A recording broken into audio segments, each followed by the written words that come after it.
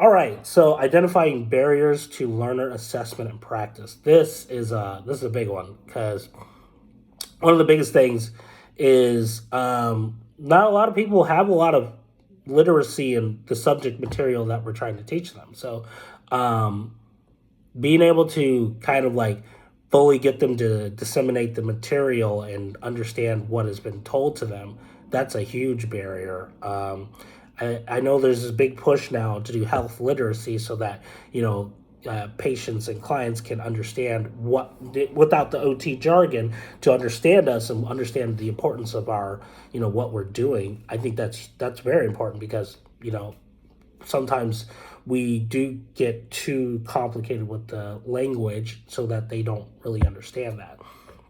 Another big barrier is, like the lack of access, just in general, access to source material, access to the internet to search for the kind of things that they need to search for so that they do understand what we just said, or, access to okay, we've educated them on like let's say like a bus route.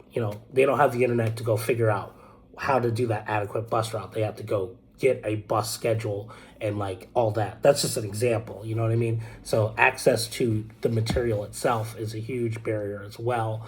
Um, and so, and lastly, I would say like funds, like funding, as far as like you know can they actually like afford the kind of thing that we're trying to teach them or the device that they need. We can teach them all we want in a practice setting, but like, are they going to take that home? Are they going to be able to do that, you know, out in the community when we're out of OT services, that kind of stuff. So, huge barrier. So, yeah, some of the major barriers that come into, assessing learners and practice.